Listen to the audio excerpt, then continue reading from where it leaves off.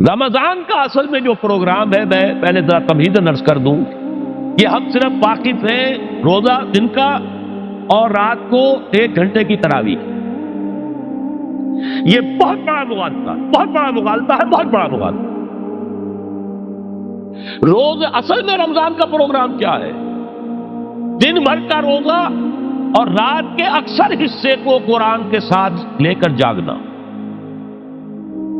لیکن حکمت خداوندی نے پہلے حصے کو تو فرض کیا ہے، دوسرے کو فرض نہیں کیا، اس کو ترغیب اور تشویق پر چھوڑ دیا۔ لیکن اس کی جو اہمیت ہے میں چاہتا ہوں کہ پہلے اچھی طرح اس کو سمجھ لیں آپ۔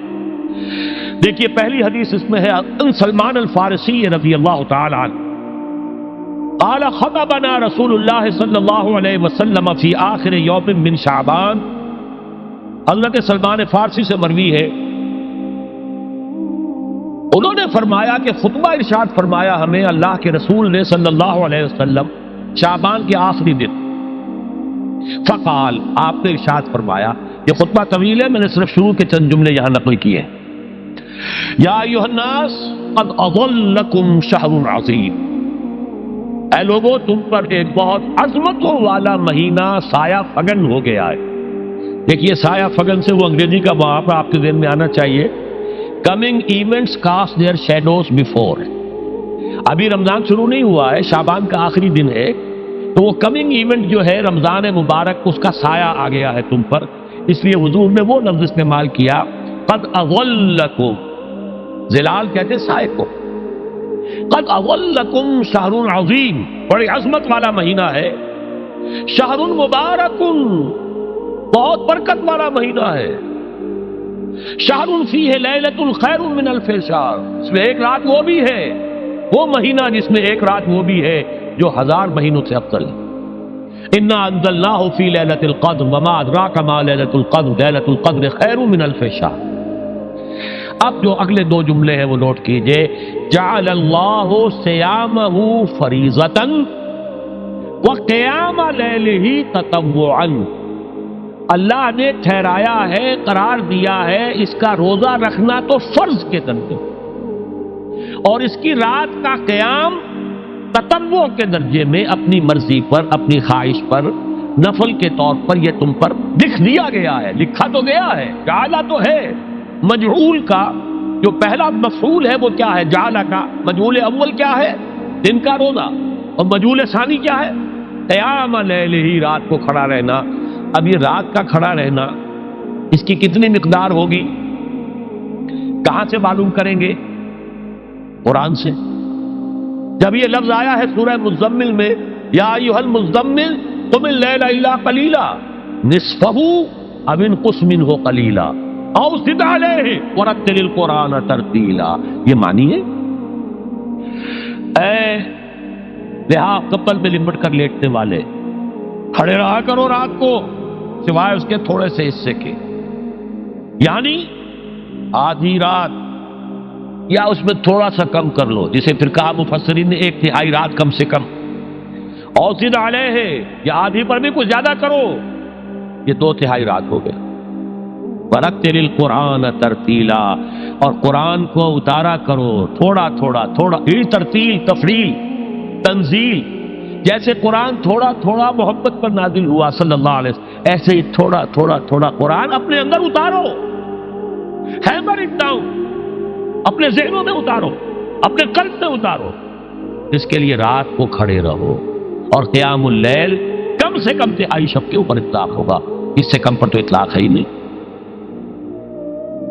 اگلی حدیث پڑھیے، اور یہ ہے جو عام طور پر ہر مسجد میں بھی آج کل خوب یہ گونج رہی ہوگی، حدیث بیان ہوتی ہے، اس لیے کہ بخاری اور مسلم دونوں میں موجود ہے، متفق علیہ روایت ہے، اس سے اونچا تو درجہ سند کے اعتبار سے تو حدیث کا کوئی اور درجہ اس سے اونچا ہے نہیں۔ عن ابی ہریرہ رضی اللہ عنہ قال قال رسول اللہ صلی اللہ علیہ وسلم، حضرت ابو ہریرہ سے روایت ہے، آپ نے فرمایا کہ حضور نے ارشاد فرمایا، من صام رمضان ایمانا و احتسابا غفر له ما تقدم من ذنبه، جس نے روزہ رکھا رمضان مبارک کے دوران اللہ پر یقین رکھتے ہوئے اور اس سے اجر و ثواب کے حاصل ہونے کی امید میں، اس کے تمام پچھلے گناہ معاف ہو جاتے ہیں۔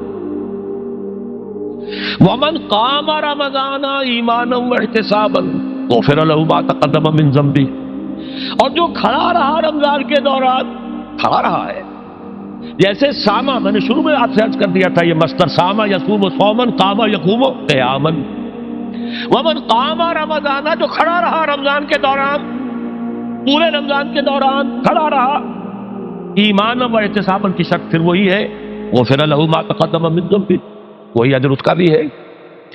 ومن قام لیلۃ القدر ایمانا واحتسابا غفر له ما تقدم من ذنبه، اور جو خاص طور پر لیلۃ القدر میں کھڑا رہا ایمان اور احتساب کے ساتھ، اس کے بھی پچھلے گناہ معاف ہو گئے۔ اب یہ قامہ اور سامہ جیسے آ رہا ہے ایک دوسرے کے ساتھ پیرلل ہو کر، اس کو نوٹ کر، من سامہ رمضان من قام رمضان، کیا یہ 1 گھنٹے کی تراویح جو ہے اس پر پوری اترتی ہے؟ نسبت خاک رابع عالم پاک، کوئی اس میں ریشو پروپورشن جڑتی نہیں۔ اگلی حدیث بھی پڑھ لیجیے، یہ وہی آگے عبداللہ ابن عمرو بن العاص رضی اللہ تعالی عنہما، جن کے بارے میں نے عرض کیا تھا، بہت ہی زاہد منش، بڑے عابد، ہر روز روزہ اور پوری رات نماز پڑھتے تھے، وہ راوی ہے اس کے۔ عن عبداللہ ابن عمرو رضی اللہ عنہما ان رسول اللہ صلی اللہ علیہ وسلم قال الصیام والقرآن یشفعان للعبد، روزہ اور قرآن دونوں بندے کے حق میں شفاعت کریں گے۔ یقول الصیام، روزہ یہ کہے گا اے رب، اے پروردگار، انی منعتہ الطعام والشہوات بالنہار، میں نے تیرے اس بندے کو روکے رکھا کھانے پینے سے اور شہوت سے دن کے وقت، فشفینی فی، میری وجہ سے روکا رہا، یہ کھانے کو اچھے سے اچھے جو ہے وہ موجود تھے کھانے، اور پینے کے لیے اعلیٰ سے اعلیٰ مشروب تھے، یہ رکا رہا میری وجہ سے کہ روزہ رکھا ہوا تھا، اور جیسا میں نے کہا منکوحہ بیوی موجود تھی لیکن رکا رہا، تھامے رکھا اس نے اپنے آپ کو میری وجہ سے، تو میری شفاعت اس کے حق میں قبول فرما۔ وَيَقُولُ الْقُرْآنُ، اور قرآن یہ کہے گا مَنَعْتُهُ النَّوْمَ بِاللَّيْلِ، میں نے اسے روکا رکھا رات کو سونے سے، فَشَفِّعْنِي فِيهِ، تو پروردگار میری شفاعت اس کے حق میں قبول فرما، فَيُشَفَّعَانِ، تو ان دونوں کی شفاعت قبول کی جائے گی۔ سوال یہ ہے کہ کیا روزہ 1 گھنٹے کا یا 2 گھنٹے کا ہے؟ تو یہ قیام جو ہے یہ 1 گھنٹے کا کیسے ہو گیا؟ تو میں نے پہلے کوسچن مارک آپ کے ذہن میں کھڑا کر دیا، اب جواب سنیے اس کا۔ جواب یہ ہے کہ اس کو اللہ تعالیٰ کی حکمت یہ تھی کہ اسے فرض نہ کیا جائے، اس کو معلوم ہے۔ عَلِمَ أَنَّ سَيَكُونُ مِنكُمْ مَرْضَىٰ وَآخَرُونَ يَضْرِبُونَ فِي الْأَرْضِ يَبْتَغُونَ مِن فَضْلِ اللَّهِ وَآخَرُونَ، اللہ کے علم میں ہے میرے کچھ بندے ہوں گے بیچارے غریب مستور، دن پر مشقت کریں گے، محنت کریں گے، اور روزہ ہی رکھ لیں، بہت بڑی بات ہے، بہت بڑی بات۔ رات بھر کا قیام کیسے کریں گے؟ 2/3 رات کیسے کھڑے رہیں گے؟ آدھی شب کیسے ممکن ہے؟ لہذا فرض نہیں کیا، حضور نے بھی فرض نہیں کیا، نہ اس کو آپ نے لازم کیا، نہ اس کے لیے وہ زوردار جو لوگوں سے کہا کہ ضرور پڑھو، چھوڑ دیا پڑھو، اصل لوگ پڑھتے تھے اپنے طور پر۔ اب یہ کہ کوئی آدھی رات کھڑا ہے، کوئی 1/3 رات ہے، کوئی پوری رات ہے، حق ہے اللہ کے بندے۔ لیکن 3 دن حضور نے یہ باجماعت نماز پڑھا دی، لیکن پڑھائی ہے وہ تہجد کے وقت، یعنی لوگ رات کے وقت جو بھی ہے کھڑے ہیں، جاگ رہے ہیں، قرآن پڑھ رہے ہیں، لیکن یہ کہ خاص تہجد کے وقت آپ اپنے حجرے سے برآمد ہوئے تو لوگ جمع ہو گئے، آپ کے گرد جمع ہو گئے۔ آپ نے 3 دن یہ 8 رکعتیں جو تہجد کی حضور کی ہوتی تھی، وہ آپ نے 8 رکعتیں پڑھائیں باجماعت، لیکن وہ وقت تہجد کا تھا، یہ نوٹ کر لی۔ 4تھے دن بھی صحابہ منتظر رہے، جب حضور برآمد ہوں گے تشریف لائیں گے، نہیں آ رہے حضور، تو کچھ کھنگار بھی رہے ہیں، کہیں پتہ نہیں حضور کہیں اونگ نہ آ گئی ہو تو ہماری آوازوں سے جاگ جائیں، پھر بھی نہیں آئے حضور۔ اگلے روز آپ نے فرمایا کہ میں جان بوجھ کر نہیں آیا، میں اگر یہ متواتر تمہیں پڑھاؤں گا تو یہ تم پر فرض ہو جائے گی۔ یہ ہے وہ رافت اور رحمت، بالمومنین رؤوف الرحیم، جو اللہ تعالیٰ کی شان ہے رحمان الرحیم ہونے کی، بالمومنین رؤوف الرحیم، یہ محمد الرسول اللہ بھی ہے، تم پر یہ سختی جو ہے یہ تمہارے لیے قابل برداشت نہیں ہوگی، لہذا میں نے یہ 3 دن صرف پڑھائی ہے، اگر مسلسل پڑھاتا تو فرض ہو جاتا۔ یہاں تک تو ہے حکمت نبوی کا معاملہ، اب آیا حکمت صحابی یا حکمت خلیفہ راشد۔ یہی معاملہ رہا حضور کی حیات طیبہ کے دوران، یہی حضرت ابوبکر رضی اللہ تعالیٰ عنہ کی خلافت کے دوران، یہی حضرت عمر کا بھی ابتدائی دور، لیکن دور خلافت عمر فاروق کے دوران یہ واقعہ آیا کہ حضرت عمر داخل ہوئے مسجد میں، دیکھا رات کے وقت ابھی کوئی باجماعت تراویح کا کوئی انتظام نہیں تھا. آپ نے دیکھا کچھ لوگ مسجد کے اس کونے میں کھڑے ہیں, ایک حافظ ہے, سارے تو حافظ نہیں ہوتے تھے نا, تو کوئی حافظ ادھر, انہوں نے 5 6 7 8 آدمیوں نے کسی حافظ سے گزارش کی, وہ انہیں قرآن سنا رہا ہے, وہ کھڑے سن رہے ہیں. کوئی دوسرے کونے میں ایک دم کٹا ہے, کوئی تیسری طرف ہے, کہیں ہے. تولیوں کے اندر لوگ جو ہے وہ قیام اللیل کا حق ادا کر رہے ہیں. آپ نے فرمایا کیا ہی بہتر ہو کہ یہ سب جمع ہو جائیں کہ امام کے پیچھے, اور پھر یہ کہ اسے عشاء کے ساتھ متصل رکھ دے, تاکہ جس کو کہتے ہیں عربی میں ما لا یترک کلہ لا یترک کلہ, اگر کوئی شے کل کی کل حاصل نہیں ہو سکتی تو کوئی شخص بھی مسلمان بالکل محروم نہ رہ جائے. کم سے کم یہ 20 رکعت تراویح تو پڑھے اور قرآن سن لے, تاکہ کسی نہ کسی درجے میں تو اس کا بھی حصہ ہو جائے اس کی برکات میں سے. یہ ہے حکمت حضرت عمر فاروق کے فیصلے کی. اور چونکہ حضور نے فرمایا علیکم بسنتی و سنت الخلفاء الراشدین المہدیین, تم پر لازم ہے کہ میری سنت کو اور میرے خلفاء راشدین کی سنت کو مضبوطی سے پکڑو. یہ وجہ ہے کہ فقہائے اربعہ جو ہیں ہمارے, وہ سب کے سب اس کو واجب کے درجے میں رکھتے ہیں, اس لیے کہ یہ فیصلہ حضرت عمر کا, عمر خلیفہ راشد ہیں رضی اللہ تعالی عنہ. لہذا یہ نظام بن گیا تراویح کا. اب میں اس کی نفی نہیں کر رہا, لیکن جو سمجھتا ہے کہ اس سے اصل حکمت اور غرض و غایت پوری ہو گئی, وہ مغالطے میں مبتلا. یہ تو علی الاقل کم سے کم اس درجے میں کہ ہر مسلمان کم سے کم اس درجے تک تو جو ہے وہ کچھ نہ کچھ حاصل کر ہی لے, اور وہ اس سے محروم نہ ہو بالکل ہی. ما لا یدرک کلہ لا یترک کلہ, اس درجے میں حضرت عمر کا فیصلہ ہے, اور اسی کی وجہ سے ہمارے خلفاء, ہمارے جو ائمہ اربعہ انہوں نے قبول کیا ہے. اور یہی اس مسئلے کا حل ہو جائے گا. جو اہل حدیث حضرات اس کے اوپر جو ہے چیلنج بھی شائع کرتے ہیں, کوئی ثابت کر دے حضور سے 20 رکعتیں تو ہم اتنے لاکھ, ہم بھی کہتے ہیں کہ حضور سے ثابت نہیں ہے, کون کہتا دعویٰ ہی نہیں. یہ تو حضرت عمر کا فیصلہ ہے, حضرت عمر کا فیصلہ, خلیفہ راشد کا فیصلہ, اس کو امت نے قبول کیا ہے, لہذا وہ نظام ہے, رہے گا. اور یہی جو ہے آپ کو معلوم ہے, حالانکہ یہاں اکثریت جو ہے وہاں پر وہ اہل حدیث حضرات کی ہے سعودی عرب میں, حرمین میں وہی 20 رکعت تراویح ہوتی, اس لیے کہ وہ ان کا جو آفیشل مسلک ہے وہ مسلک حنبلی, حنفی نہیں ہے. وہ حنبلی مسلک میں بھی یہی ہے, شافعی میں بھی یہی ہے, مالکی میں تو 36 تک کی روایتیں موجود ہیں, 36 رکعت. لیکن یہ ہے کہ یہ ہے وہ 20 رکعت تراویح کا معاملہ, اس کی نفی میری بات سے نہ سمجھ لیجیے گا, وہ ٹھیک ہے, حضرت عمر کا فیصلہ ہے. پھر یہ کہ یہ آسان ترین ہے کہ عشاء کے ساتھ ہی متصل پڑھ لی, اور آج تو ہماری نیند کا کوئی حصہ اس میں جاتا ہی نہیں, کون سوتا ہے, اس سے پہلے سوال ہی پیدا نہیں ہوتا. لیکن یہ جو کہہ رہے ہیں کہ قرآن کہے گا میں نے اسے نیند سے روکے رکھا, اس کا حق کہاں ادا ہوا؟ اس کا حق تو ادا ہوگا کہ تہائی ورنہ نصف شب کے لگ بھگ آپ جاگے قرآن کے ساتھ. اب سمجھیے اس کی غرض و غایت کیا ہے. اگر قرآن رمضان کا یہ دوگنا پروگرام سامنے آ گیا, اصلاً جو مطلوب ہے دن بھر کا روزہ اور رات کے اکثر حصے کا کم سے کم نصف شب جو ہے اس میں جاگنا قرآن کے ساتھ. اب اس کی جو حکمت اور غرض و غایت ہے وہ بھی اب آپ 2 درجوں میں سمجھ. رمضان کا اب 2 اچھا پروگرام, دن میں روزہ رکھو, اس روح کو مزمحل کرو, اس روح کو مزمحل کرو گے, اس نے جسم کو مزمحل کرو گے, حیوانی وجود کو, تو ہی اس روح کو کچھ ریلیف ملے گا. بھاری بوجھ کسی کے قدموں میں پڑا ہوا ہے, وہ کیسے اوپر اٹھے گا؟ ذرا اس کے نیچے جو وزن ہے, لنگر بھاری ہے, جہاز کا کیسے چلے گا؟ لنگر تو اٹھاؤ. تو اس طریقے سے وہ ذرا بوجھ سے اس کو تھوڑا سا ریلیف دو, رات کو کھڑے ہو جاؤ. اب اپنی روح پر نازل کرو اللہ کے کلام. تیرے ضمیر پہ جب تک نہ ہو نزول کتاب, گرا کشا ہے نہ راضی نہ صاحب کشاف. اب یہ فوار پڑ رہی ہے تمہارے اوپر, تمہارے اندر اس کو جذب ہونا چاہیے. اس سے کیا ہوگا؟ روح کو تقویت حاصل ہوگی. اس کو مثال سے پہلے سمجھا دو. کوئی شخص پیاس سے مر رہا تھا, اس درجہ پیاسا تھا کہ اس کے اوپر بے ہوشی بھی طاری ہو گئی ہے. کوئی شخص آیا, اس نے پہلے اس کو پانی کے چھینٹے دیے, کچھ ہوش میں آیا. اب اسے پانی کا کوئی کٹورا لگا دیا اس کے منہ سے. پانی کے ایک گھونٹ کی جو لذت اسے اس وقت محسوس ہوگی, کیا کبھی زندگی میں کسی کو محسوس ہو سکتی؟ یہ پانی کتنی بڑی قیمت ہے, قیمتی شے ہے. یہ تو اسی سے پوچھے جسے شخص پیاس لگی تھی, اور پیاس کی وجہ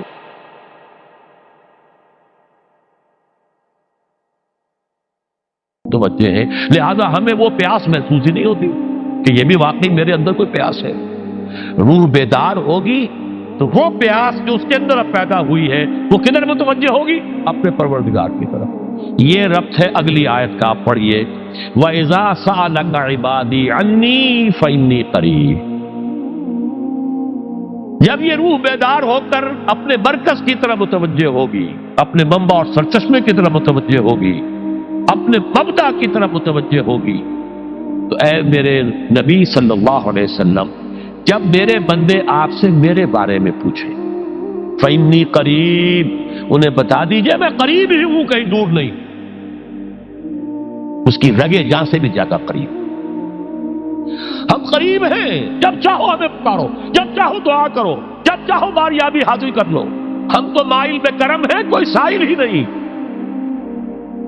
ہم تو ہر روز رات کے آخری گھڑیوں میں سمائے دنیا تک نزول فرماتے ہیں، اور ہماری طرف سے پکارنے والا پکارتا ہے حل من مستغفر فاغفر لہ،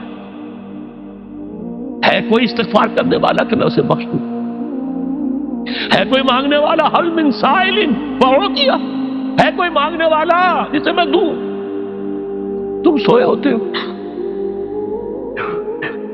ہم تو غافل نہیں، تو غافل، متوجہ تو ہو، آؤ تو صحیح ہماری طرف۔ حدیث قدسی میں آیا ہے میرا بندہ میری طرف چل کر آتا ہے، میں دوڑ کر آتا ہوں، وہ بارش بھراتا ہے، میں ہاتھ بھراتا ہوں، میرا بندہ میرا ذکر اپنے دل میں کرتا ہے، میں اپنے جی میں اس کا ذکر کرتا ہوں، یاد کرتا ہوں، اور میرا بندہ اگر کسی محفل میں میرا ذکر کرتا ہے، میں اس سے بہت اعلیٰ محفل میں اس کا ذکر کرتا ہوں، بلائے اعلیٰ کی محفل میں ذکر کرتا ہوں۔ یہ حدیث کے الفاظ ہیں کہ تو تم غافل ہو بھائی ہم سے، ہم تو غافل نہیں۔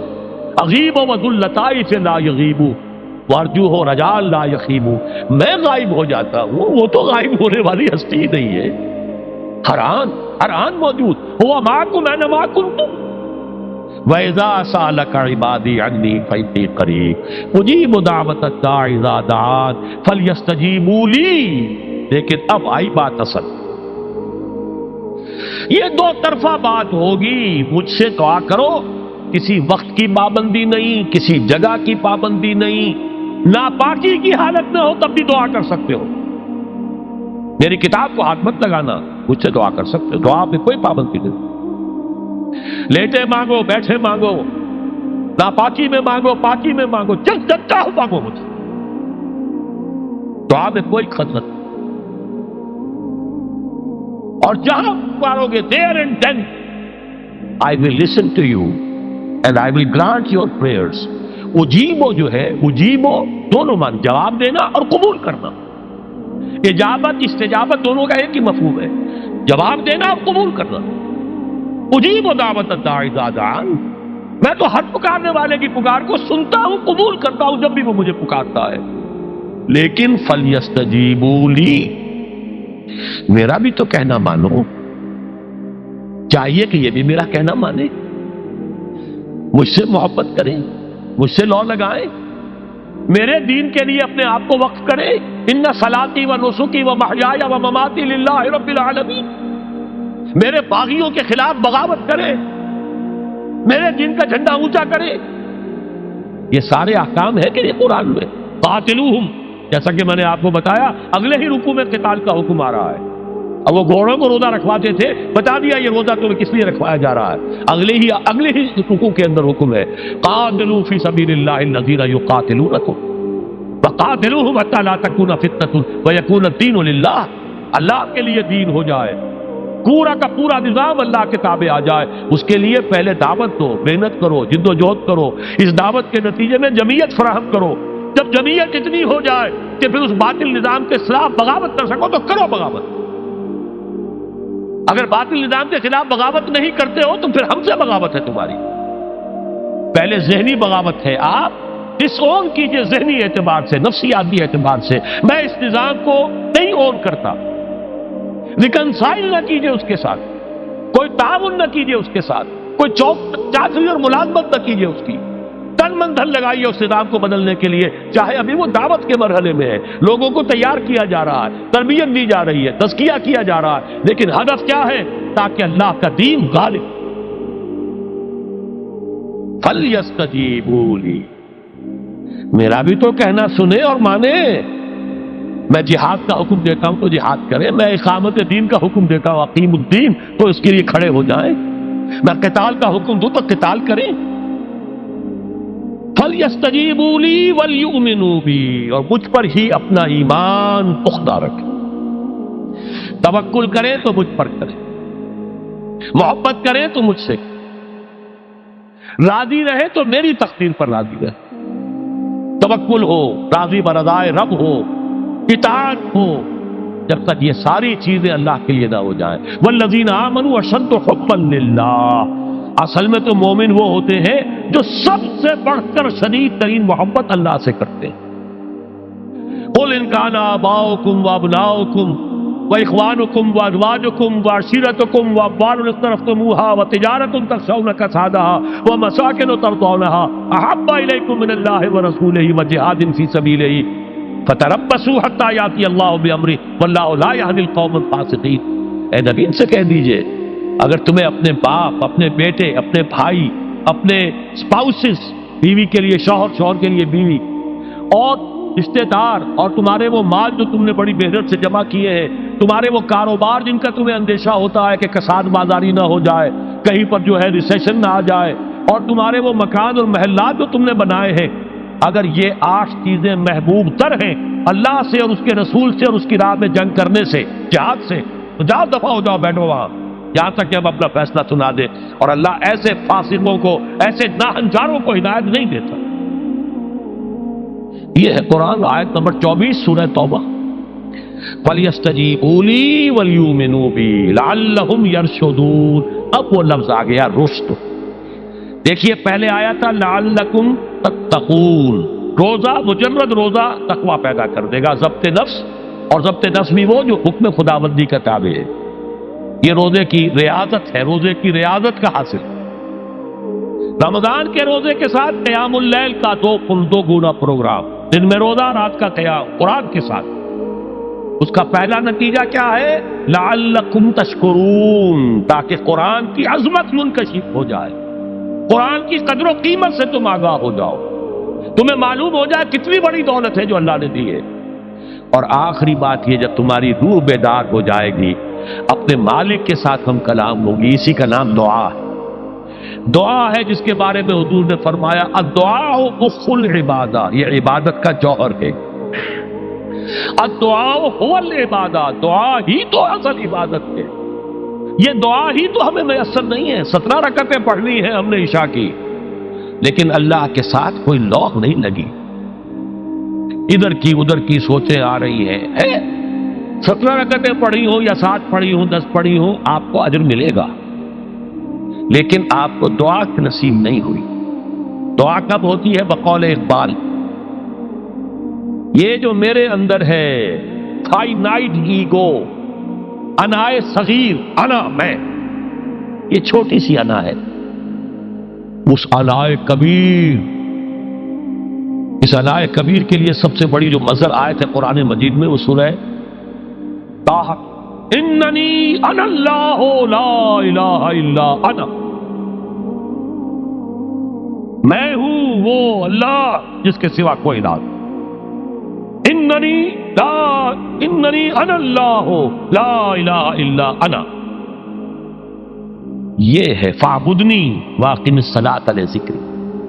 یہ انائے کبیر ہے، انفائنائٹ ایگو، اللہ، انا اللہ، بگ انا، اور یہ چھوٹی سی انا ہے، انا میں. جب یہ انائے صغیر انائے کبیر کے روبرو آتی ہے، ہم کلام ہو، یہ ہے دعا. اگر یہ جاگی ہی نہیں، بیدار ہوئی نہیں، ہم کلام ہوئی نہیں، تو دعا تو حاصل نہیں ہوئی. مخ عبادت جو ہے، جوہر عبادت کا حاصل نہیں ہوا.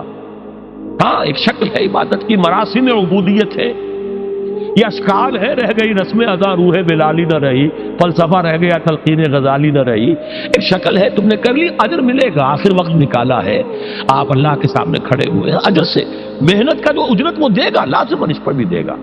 لیکن حقیقت صلاۃ کوئی اور شے.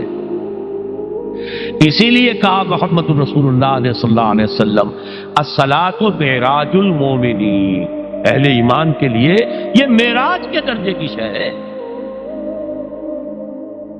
معراج میں مکالمہ ہوا تھا، التحیات للہ والصلوات والطیبات، یہ حضور نے فرمایا السلام علیکہ ایھا النبی ورحمۃ اللہ وبرکاتہ، کس نے کہا؟ اللہ نے فرمایا السلام علینا وعلی عباد اللہ الصالحین، حضور نے فرمایا اس سلامتی میں تمام اللہ کے نیک بندوں کو شامل کر رہا ہوں، سلامتی مجھ پر بھی ہو اور تمام اللہ کے نیک۔ یہ مکالمہ ہے، مخاطبہ ہے۔ جب تک یہ مکالمے اور مخاطبے کی شکل نہیں، اگر وہ انائے صغیر جاگی ہی نہیں، سوئی ہوئی ہے، بے ہوش ہے، پڑی ہوئی ہے، سسک رہی ہے یا مر چکی ہے، روح مر بھی جاتی،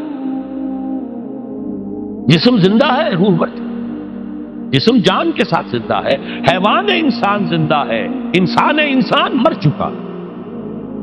اس لیے قرآن کہتا ہے نبی یہ مردہ ہے، اموات غیر احیاء، یہ نہیں سنتے ہیں، یہ آپ کو سمجھتے ہیں آپ یہ بڑے غور سے سن رہے ہیں، نہیں سن رہے، یہ تو مردہ ہے،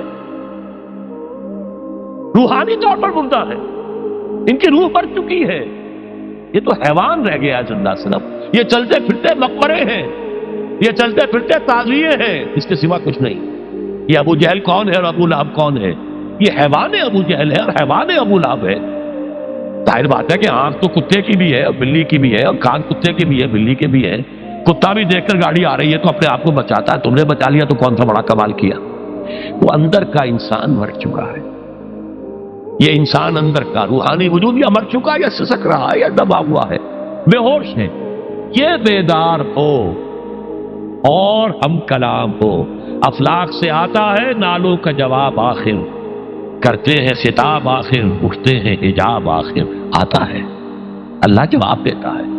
اجیب دعوت الداعی اذا دعان، روحانی کان کھلے ہو تو تم جواب سنو گے، ان کانوں سے نہیں۔ وہی جب محمد پر آئی تھی ان کانوں سے نہیں آئی تھی، وہ دل پر اتری تھی براہ راست۔ فإنه نزله على قلبك، ان کانوں کا ان آنکھوں کا سوال نہیں ہے، وہ دل پر براہ روح ہے محمدی پر، یہ روح، اسی لیے وہی کو بھی روح کہا گیا ہے، لانے والا بھی روح، اور روح الامین جس پر لایا گیا وہ بھی روح ہے محمدی، جس کا مسکن ہے قلب محمدی، اور جو لائی گئی وہ بھی روح ہے۔ وَكَذَلِكَ أَوْحَيْنَا إِلَيْكَ رُوحًا مِّنْ أَمْرِنَا، یہ قرآن ہم نے نازل کیا، ایک روح ہے اے محمد جو آپ پر نازل کی۔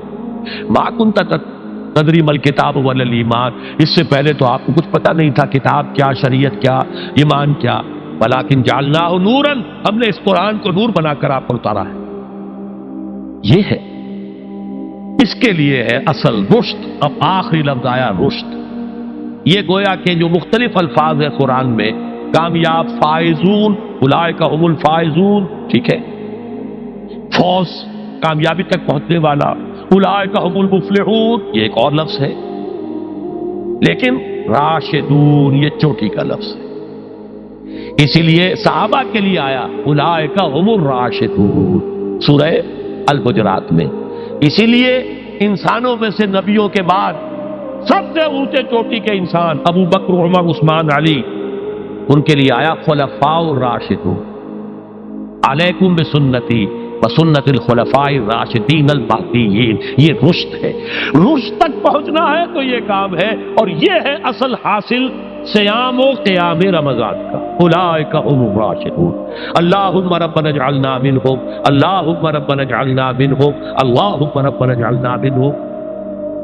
مولاي صل وسلم دائما أبدا على حبيبك خير الخلق كلهم، مولاي صل وسلم دائما أبدا على حبيبك خير الخلق كلهم، مولاي صل وسلم دائما أبدا على حبيبك خير الخلق كلهم، مولاي مولاي صل وسلم دائما أبدا